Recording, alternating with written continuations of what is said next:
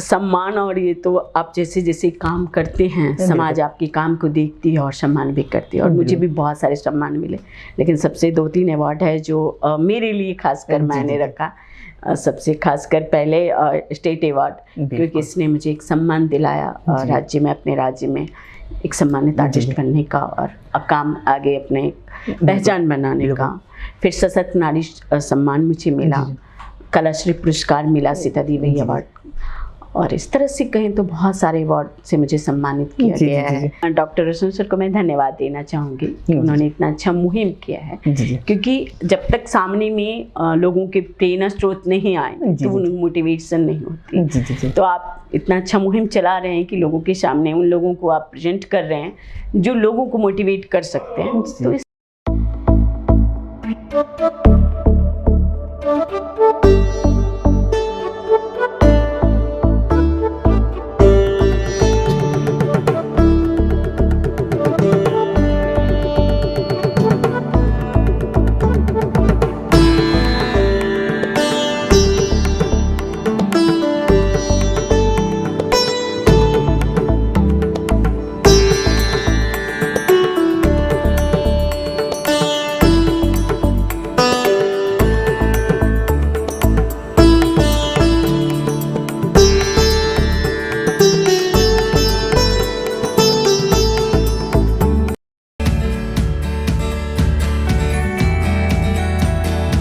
This video is sponsored by Khagendra Vaibhav hospital, जहां हो कान, नाक और गले का बेहतर इलाज, in association with doctor Roshan Kumar, ENT specialist.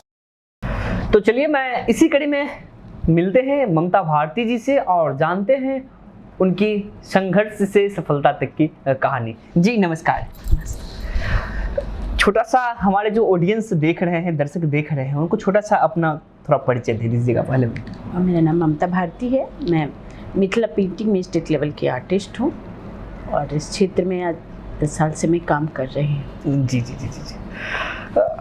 Ma'am सबसे पहले हम एक सवाल लेना चाहेंगे आपसे। जी। आपकी जो प्रारंभिक में जो शिक्षा दीक्षा हुई, आप अभी फिलहाल दानापुर में हैं, और प्रारंभिक का जो शिक्षा दीक्षा हुआ, आप जो जहाँ से पले बढ़े, उसके बारे में थोड़ा हमारे ऑडियंस को बताइए। मैं एक्चुअली भागलपुर की रहने वाली हूँ, जहाँ पर नवगछिया से 10 किलोमीटर दूर हमारे गांव है रंगड़ा। जी जी। वहीं पे मेरा बचपन मेरा वहीं पे गुजरा है। जी जी जी। और नवगछिया में मेरी प्रारंभिक जो पढ़ाई थी वो हुई। जी जी जी। और उसके बाद वहाँ से मेरी जर्नी स्टार्ट हुई जब मैंने नवगछिया में ही 93 में मैट्रिक का एग्ज़ाम दिया। जी जी। और फिर हम लोग, क्योंकि मेरे पापा सरकारी जॉब में थे तो हमेशा ट्रांसफ़र होते रहते। जी जी जी। और इसी सिलसिले में पापा की जो ट्रांसफ़र थी वो टाटा में हुई थी। जी जी। और फिर मैं वहाँ चली गई और वहाँ पर ही मैंने इंटरमीडिएट और ग्रेजुएशन में एडमिशन लिया था, लेकिन ग्रेजुएशन किया नहीं। जी जी। और फिर वहाँ से ट्रांसफ़र होकर हम लोग नवगछिया आ गए वापस। और फिर वहाँ से मैं पटना आई और पटना में मैंने फिर Patna art and craft college में ग्रेजुएशन और इंटरमीडिएट। मैम हम आपसे इसी कड़ी में अगला सवाल लेना चाहेंगे। आपके मन में ये जो आर्टिस्ट है एक बनने की जो रुझान आई, आपके मन में जो ये सवाल पैदा हुआ, ये कहाँ से आपको हुआ और कैसे हुआ, इसी के बारे में थोड़ा बताइएगा। मैं बहुत छोटी थी और जब मुझे पोलियो का अटैक हुआ था जी जी जी, तो मैं घर में ही बैठी रहती थी। ज़्यादा खेलना धूपना ये मेरे लिए तो पॉसिबल बिल्कुल बिल्कुल बिल्कुल। तो जब बच्चे सब खेलते दौड़ते भागते थे और मुझे छोड़ के भाग जाते थे कई बार, तो मैं रोने लगती थी। छोटी थी तो नादान थी, लेकिन तभी मेरे दादाजी मुझे रोते हुए देखकर चित्र बना देते थे पेज पर और कहते थे, बहुत सारे चिड़िया बना देते थे और कहते थे देखो तुम ये बनाओ, तुमको कितना अच्छा लगेगा। और वो जब चिड़िया उड़ती तो मुझे बहुत खुश होते और मैं हंसने लगती। तो दादा कहते देख तुम्हारी चिड़िया उड़ रही है ना, एक दिन मेरी चिड़िया भी उड़ेगी। तो तभी तो नहीं समझ में आ रहा था कि उनकी चिड़िया कैसे उड़ेगी। अच्छा। मुझे मेरी चिड़िया तो मुझे दिखती थी, लेकिन उनकी चिड़िया कैसे उड़ेगी ये नहीं समझ। लेकिन आज उनकी मीनिंग समझ में आती है कि उनकी चिड़िया क्यों, वो बोलते थे कि एक दिन मेरी चिड़िया भी उड़ेगी। जी जी जी जी। तो एक्चुअली उनका जो फोकस था हम थे। और आज सच में अगर मेरे दादाजी होते तो वाकई में बहुत प्राउड फील करते हैं। जी जी बिल्कुल बिल्कुल। मैम हम अगला सवाल आपसे लेना चाहेंगे। जब बचपन में आप छोटे छोटे बच्चे को खेलते हुए देख रहे थे और आपको यह पोलियो जैसे एक बीमारी से ग्रसित जब हो गए, तो आपके मन में कैसा हो रहा था? और फिर जब आप पढ़ाई लिखाई के दरमियान में आप सहपाठियों के साथ, अपने मित्रों के साथ स्कूल जाते थे, तो उस समय का क्या सिचुएशन था, इसके बारे में थोड़ा बताइए। बचपन में जैसे वो मैंने कहा कि मैं घर में ही अपना रहती थी और उस वक्त का जो माहौल था उतना पढ़ाई को लेकर, एजुकेशन के लेके उतना नहीं था, ज़्यादा सही नहीं था। लोग सोचते थे घर में हैं ठीक है पढ़ना, और बेटी खासकर पढ़े लिख के कुछ करे, ये तो उस टाइम बिल्कुल भी मुझे लगता है 80 के दशक में कोई सोचता ही नहीं था। बहुत कम रेयर थे जो फैमिली इस तरह से पढ़ाई करता, और हम लोग तो गांव में रहते थे, तो उस वक्त कुछ ऐसा मुझे माहौल वहाँ का नहीं था। लेकिन सब बच्चे पढ़ते थे तो मेरा भी मन करता था कि मैं पढूं, लेकिन मैं तो कहीं जा नहीं सकती थी, स्कूल जाना मेरे लिए पॉसिबल था नहीं। और उस वक्त व्हील चेयर की भी साधन नहीं थी, क्योंकि उस टाइम व्हील चेयर किसको कहते हैं किसको पता, उन्हें हमारे गाँव में नहीं मालूम कि, तो फिर मुझे या तो फिर गोदी करके ले जा सकते थे या ऐसे। तो एक दिन में सारे बच्चे मुझे चिढ़ाने लग गए कि हम लोग तो स्कूल जाते हैं पढ़ने के लिए, तुम नहीं जाती हो। और फिर मुझे लगा ये तो सही बोल रही है, मैं तो जाती ही नहीं हूँ स्कूल। और इस तरह से मैं घर में ही मतलब उदास होके बैठ गई, रोने लगी। दादाजी आए कि क्या हुआ, क्यों रो रही हो? तो मैंने कहा सब स्कूल जाते हैं, मुझे भी जाना है, अब मुझे लेके चलो स्कूल। और दादाजी को लगा कि अच्छा ये बात है, तो इसलिए ये मेरे दादाजी और मेरी दादी थोड़ी मतलब मैं उस टाइम कहूँ तो मैं जो भी चाहती थी वो अभी रियलाइज होती है। और उसके वक्त और फिर दादाजी ने जो हमारे के वहाँ हेड मास्टर साहब थे, ध्रुव पंडित जी उनका नाम था, और उनसे बात किए। और उसके बाद दादाजी स्लेट और पेंसिल लेके हमको लाए कि ये रखो, सामने मास्टर जी आए। मैंने कहा सच में मास्टर जी आएंगे? मतलब उस दिन मैं बहुत खुश थी कि मास्टर जी आने वाले हैं मेरे घर में, क्योंकि सारे बच्चे किसी और के घर जाते थे पढ़ने, लेकिन उस दिन मेरे जो दरवाजा था बहुत बड़ा था, तो दरवाजे पे ही मास्टर जी, क्योंकि दादाजी घर में ही बुला लिए। और कहूँ तो जर्नी वहीं से मेरी स्टार्ट हुई पढ़ाई को लेके, क्योंकि मुझे भी लगा कि नहीं मुझे पढ़ना है। फिर बहुत सारे मैं कभी स्कूल तो गई नहीं, कभी नहीं गई, और घर में ही मेरी पढ़ाई हुई। टीचर्स रख के पढ़ाए गए, और धीरे धीरे उस टाइम तो समझ में नहीं आता था कि पढ़ना जरूरी है या नहीं जरूरी है। समय के साथ जैसे जैसे आगे बढ़ी और उस चीज़ पे फिर ध्यान आया कि लगा कि नहीं पढ़ना बहुत ज़रूरी है, क्योंकि लाइफ में अगर कुछ करना है तो पढ़ना है, क्योंकि कोई भी अचीवमेंट आपको बिना पढ़ाई के पॉसिबल नहीं। और तब जाके मेरी इच्छा पढ़ने में जगी, और फिर मैंने लेकिन पढ़ने में था कि फिर तो मैं स्कूल कॉलेज कहीं नहीं जा सकती थी घर से, और मैट्रिक का एग्ज़ाम मैंने घर से ही पढ़ाई करके दिया। और उसके बाद फिर पढ़ाई ड्रॉप हो गई, इलाज के सिलसिले में कई बार बाहर जाना पड़ा। और उसके बाद जब ड्रॉप हो गई तो मैंने सोचा कि अब क्या करें। ऐसे एग्ज़ाम दे देना, एडमिशन लेके कोई मीनिंग नहीं था, क्योंकि मुझे तो कुछ समझ में नहीं आया। फिर आर्ट के फील्ड में मेरी बहुत रुचि थी।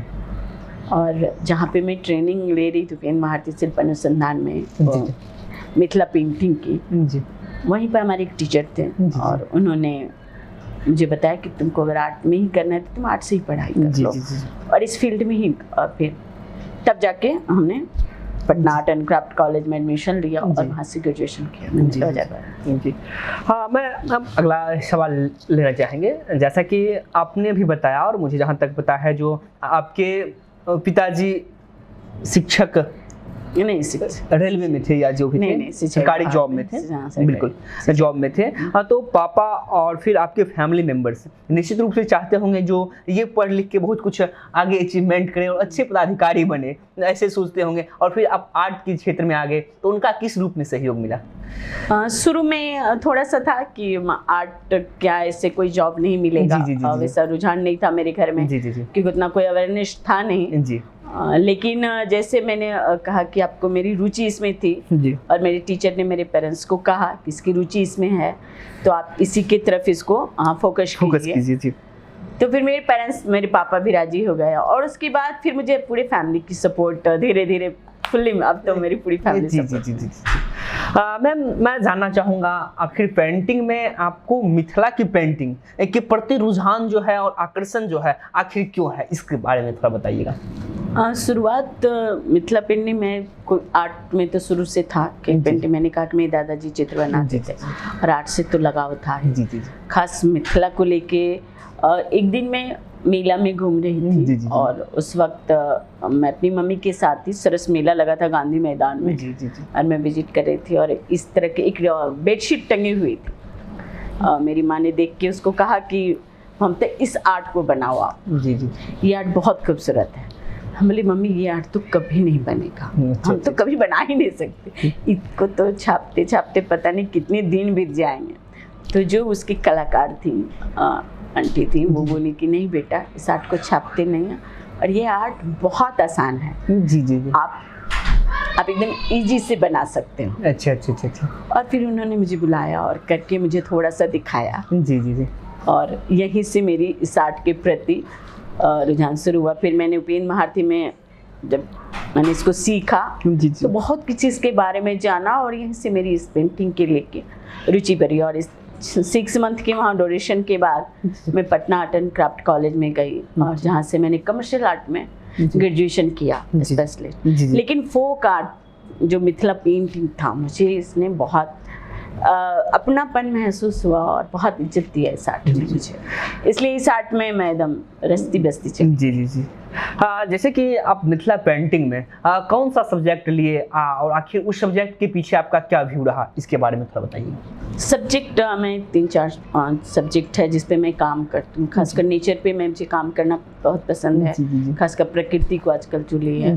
एंड अपने देश पे मुझे काम करना पसंद है। देश के सब्जेक्ट यानी भारत माता का जो सब्जेक्ट है उस पे मैं बहुत काम करती हूँ। मेरी पेंटिंग्स में आपको बहुत सारे मिलेंगे जिस पे मैं अपने देश को, खासकर जो हमारे समाज में हिंदू मुस्लिम सिख ईसाई जो हमेशा चलते रहता है, तो मैं यही समझाना चाहती हूँ कि चाहे जो भी हो, लेकिन जब कभी प्रॉब्लम्स होती है तो आप देखेंगे कि सब जितने धर्म है सभी एक साथ मिलकर बिल्कुल हमारे देश की सुरक्षा करते हैं, चाहे वो कारगिल युद्ध हो या कोई भी चीज लीजिए। तो ये चीज़ मैं अपनी पेंटिंग्स में हमेशा मुझे ये अट्रैक्ट करता है बनाने में। मैम, यहाँ से एक सवाल और हम लेना चाहेंगे आपसे आगे की। मैम, हम जानना चाहेंगे, एक महिला हो या एक गर्ल्स हो और उसे जो पोलियो जैसे या कुछ भी बीमारियों से जब ग्रसित हो जाते हैं तो उनको किन किन समस्याओं से जूझना पड़ता है, किन क्या क्या समस्याएं होती है एक महिलाओं के लिए इस तरह के बीमारियों से, इसके बारे में थोड़ा बताइएगा।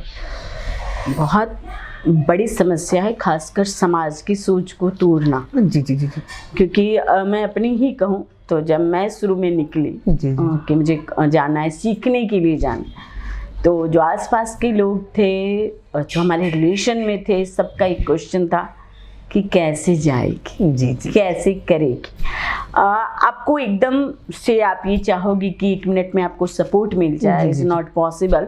मुझे एकदम नहीं लगा और बहुत क्वेश्चनों का सामना करना पड़ता। आपकी प्रॉब्लम्स तो है ही, बिल्कुल आपकी फैमिली परेशान रहती है, लेकिन उससे भी ज़्यादा परेशानी होती है जब समाज इस तरह से, क्योंकि जब मैं उस टाइम थी, अभी तो फिर भी कम है, लेकिन उस टाइम बहुत ज़्यादा थी। मैं देखती थी कि समाज के लोग बहुत क्वेश्चन करते थे। लेकिन यहाँ पर मैं यही कहूँगी, अगर आपके अंदर इच्छा शक्ति है और आपको आगे बढ़ना है तो कोई भी परेशानी आपको नहीं रोक सकती।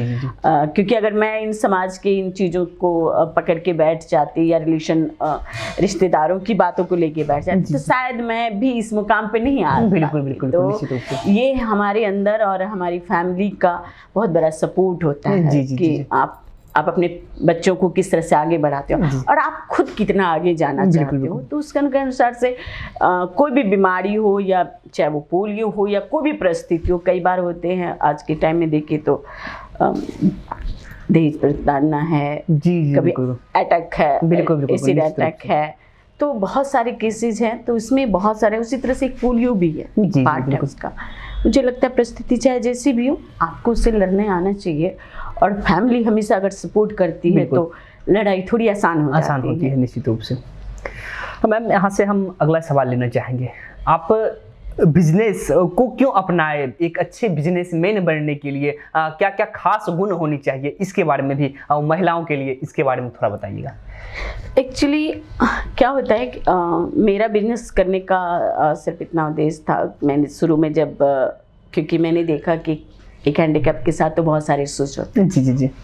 और जॉब जी। लेकिन सबसे पहला किसी का भी सपना होता है कि वो जॉब करे, जी जी लेकिन जॉब इतना आसान नहीं होता है कि हर किसी को मिल जाए जी। या कोई दे देगा। बिल्कुल, बिल्कुल, नहीं, बहुत सारे इशू होते हैं कि आप चल नहीं सकते हो, आप निश्चित जा रूप से। नहीं सकते हो, तो आप जॉब कैसे करोगे। बिल्कुल।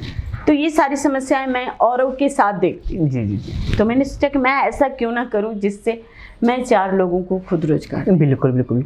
और यही एक चीज़ थी जो मुझे मोटिवेट की बिजनेस करने के लिए। जी, जी। और मैंने बिजनेस फील्ड को अपना। जी जी जी जी जी।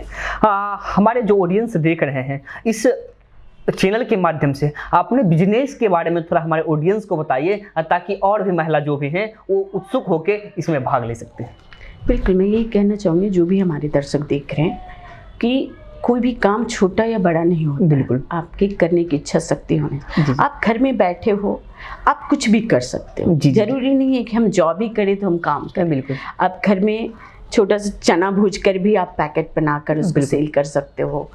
आप सिंघारे का दुकान खोल सकते हो। तो ऐसा कोई बिजनेस नहीं है जिसमें आप टेलरिंग कर सकते हो। जी। तो जिसको जो भी आता है, जो जी। भी हुनर है, और करने की सबसे बड़ी बात होती है इच्छा शक्ति। जी। अगर आपके अंदर इच्छा शक्ति है करने की, आप कुछ करना चाहते हो जी। अपने लिए, अपनों के लिए, जी जी जी। तो आप हमेशा उस चीज़ को कीजिए। कभी ये नहीं सोचिए कि ये कैसे होगा, बिल्कुल। क्योंकि जब आप करना स्टार्ट करेंगे तो आपको रास्ते ऑटोमेटिक मिलेंगे बिल्कुल, और बिल्कुल। बहुत सारे लोग सपोर्ट करेंगे। बिल्कुल। लेकिन जब अगर हम अंदर से ही नहीं करना चाहेंगे तो कोई साथ नहीं देगा और बिल्कुल। कोई सपोर्ट नहीं मिलेगा। बिल्कुल। तो मैं यही कहना चाहूँगी अपने दर्शकों से कि आप लोग कीजिए। कोई भी कहीं पर भी आपको हमेशा, आज के टाइम में तो बहुत सरकार ने भी बहुत सारे योजनाएं बिल्कुल स्टार्ट कर दी है। तो आप लोग अगर करेंगे तो आपको हमेशा सपोर्ट मिलेगा। बिल्कुल बिल्कुल। हाँ, मैं यहाँ से एक और सवाल लेना चाहेंगे। मिथिला पेंटिंग हो या जो भी हो, आजकल के समय में पेंटिंग कही जाए या फिर जो हस्तकला होती है, बहुत बहुत बड़े बड़े कलाकार हमारे बिहार में हैं। उसके बावजूद मिथिला पेंटिंग को एक बिहार में अच्छे दर्जा नहीं मिला है। उनको कहीं ना कहीं रूप से उनको जो अहमियत मिलनी चाहिए उस अहमियत नहीं मिल पाया है। इसके बारे में आप क्या कहना चाहेंगे? नहीं, मैं ऐसा नहीं कहूँगी। जी। क्योंकि मैं एज आर्टिस्ट होने के नाते मिथिला पेंटिंग की नहीं कहूँगी, क्योंकि अगर ऐसा होता तो खासकर मिथिला पेंटिंग में साथ साथ पद्मश्री अवार्ड नहीं मिला। जी जी जी जी। तो ये अगर धारणाएं हैं किसी के अंदर तो ये बहुत गलत धारणा जी, है। जी, जी। और मैं ये इस पे बहुत विरोध करूंगी कि जी, ये जी, चीजें जी, बिल्कुल नहीं होनी बिल्कुल, चाहिए। क्योंकि अगर इसकी ये पोजीशन होती तो साथ साथ पद्मश्री कैसे मिलते, जी, जी, जी। ये बताइए। जी, जी, जी। है ना। तो इसी कड़ी में हम चाहेंगे हमारे ऑडियंस जो देख रहे हैं, आपने इस कला के माध्यम से जितने भी अचीवमेंट, जितने भी उपलब्धियां आप पाए हैं, इसके बारे में थोड़ा हमारे दर्शकों से साझा कीजिएगा। देखिए, सम्मान और ये तो आप जैसे जैसे काम करते हैं, समाज आपके काम को देखती है और सम्मान भी करती है। और मुझे भी बहुत सारे सम्मान मिले, लेकिन सबसे 2-3 अवार्ड है जो मेरे लिए खासकर मैंने रखा। सबसे खासकर पहले स्टेट अवार्ड, क्योंकि इसने मुझे एक सम्मान दिलाया राज्य में, अपने राज्य में एक सम्मानित आर्टिस्ट बनने का और काम आगे अपने पहचान बनाने का। फिर सशक्त नारी सम्मान मुझे मिला, कलाश्री पुरस्कार मिला, सीता देवी अवार्ड। और इस तरह से कहें तो बहुत सारे अवार्ड से मुझे सम्मानित किया गया है, अलग अलग फील्ड में, अलग अलग संस्थाओं के द्वारा भी, सरकार के द्वारा भी। और अभी समाज कल्याण विभाग की तरफ से भी मुझे नवसृजन आर्टिस्ट के रूप में खासकर हैंडीकैप के फील्ड में भी सम्मानित किया गया। तो इस तरह से मुझे बहुत सारे अवार्ड से सम्मानित किया गया। हमारे जो भी ऑडियंस देख रहे हैं, मैं जानना चाहूँगा, जो अभी आपने कुछ देर पहले बताए थे, जो हमारे समय में ऐसा हुआ करता था, महिलाओं को उतना प्रीफरेंस, लड़कियों को उतना प्रीफरेंस नहीं दिया जाता था, जिसके वजह से लड़कियां जितना होना चाहिए उतना पढ़ाई नहीं कर पाती थी। तो आज के समय में उन पेरेंट्स के लिए आप क्या संदेश देना चाहेंगे, जो लड़का लड़की का जो भेदभाव अभी कहीं ना कहीं अभी भी कर रहे हैं, उनके लिए क्या संदेश आपका रहेगा? बिल्कुल, उनको मैं यही समझाना चाहती हूँ कि प्लीज़ आप ना करें ऐसा, क्योंकि अगर ऐसा करेंगे तो फिर आपके बच्चे कभी आगे नहीं पढ़ पाएंगे। अगर मेरे पेरेंट्स ऐसा सोचते कि बेटी को नहीं पढ़ाना है, सिर्फ बेटों को पढ़ाना, तो मैं कभी यहाँ नहीं आती। मैं इस पोजीशन पे इसलिए आई क्योंकि मेरे पेरेंट्स ने, मेरी फैमिली ने सपोर्ट किया। तो आप भी अपने बच्चों का सपोर्ट कीजिए, चाहे वो लड़का हो या लड़की हो। आज के टाइम में सभी एक समान है और सभी काम करते हैं, बिल्कुल नाम कमा सकते हैं। तो आप अपने बच्चों का सपोर्ट कीजिए आगे के लिए। जी जी जी, बिल्कुल। हाँ, मैं इसी कड़ी में एक और सवाल आपसे लेना चाहेंगे। जैसे कि आप भी पटना जैसे शहरों में रह के कुछ पढ़ाई किए थे, तो मैं जानना चाहूँगा कि एक लड़कियों के लिए या एक फिर महिलाओं के लिए बाहर की चकाचौंध जो होती है, कहीं ना कहीं बुराई भी है, अच्छाई भी है, दोनों है। तो उन लोगों के मन में हेजिटेशन रहता है, कहीं ना कहीं डर बना हुआ रहता है, जो बाहर के शहरों में जाके हम लोग कैसे पढ़ें, क्या करें, इसके बारे में थोड़ा बताइए। उनके मन में हेजिटेशन इस चीज़ के लिए क्यों? नहीं, किसी भी लड़की को अगर पढ़ाई करनी है, उनका सबसे पहले तो किसी भी लड़की का अगर ये सपना है कि ज़िंदगी में कुछ करना, जी। सबसे पहले तो उनका सपना होना चाहिए कि उनका एक गोल होना चाहिए कि उनको लाइफ में कुछ करना है। जी। अगर गोल नहीं है, सिर्फ पढ़ना है और शादी करना है, तो फिर शहर में आके पढ़ाई करके अपने पेरेंट्स का भी वो बिल्कुल। क्योंकि पढ़ना तो आप कहीं से भी पढ़ सकते हैं, ऐसा कोई इशू नहीं। लेकिन अगर आपके अंदर गोल है और आपको फ्यूचर में कुछ करना है, तो कोई भी बुराई आपको छू नहीं सकती। जी। क्योंकि अगर गोल नहीं है, तभी हमारे जो आसपास की नेगेटिव एनर्जी है वो हमें पकड़ती है। जिन भी लड़कियों का गोल होता है कि उनको लाइफ में ये चीज़ अचीव करनी है, तो उनका फोकस सिर्फ गोल पे रहता है ना। तो जब गोल पे रहेगा तो वो इधर उधर उनका दिमाग नहीं भटकता है। और मुझे लगता है कि हमारी जो ऑडियंस में गर्ल्स होंगी वो इसमें बात से सहमत हैं। बिल्कुल। हाँ, मैं आखिर में आपसे एक और सवाल लेना चाहेंगे। अभी जो आपका पेंटिंग है, इस पेंटिंग के दरमियान में आपका कुछ ऐसा रहा होगा, पेंटिंग की कला जो आपका मोस्ट पॉपुलर रहा होगा, ये पेंटिंग बहुत ही ज़्यादा आपको भी आकर्षित किया होगा और औरों को भी आकर्षित किया होगा। ऐसा कौन सा पेंटिंग आपको लगा, इसके बारे में थोड़ा हमारे ऑडियंस को बताइएगा।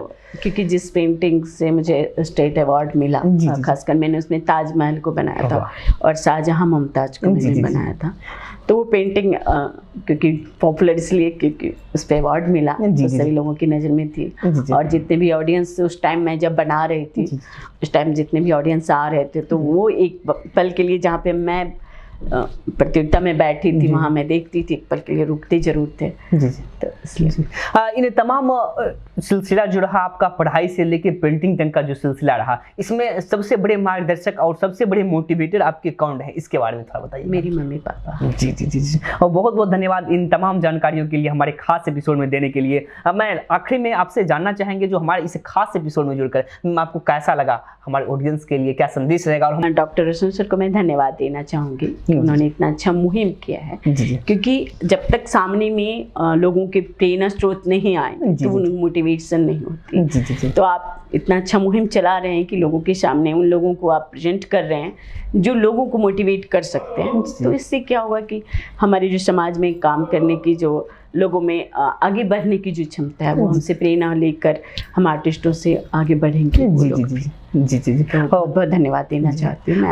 पूरी केबी स्टूडियो टीम की ओर से आपको भी बहुत बहुत धन्यवाद, ढेर सारी शुभकामनाएं, अग्रिम बधाई और ढेर सारे जो आपका अचीवमेंट है, उस अचीवमेंट को पाने के लिए मैं इस खास एपिसोड में इन तमाम चीज़ों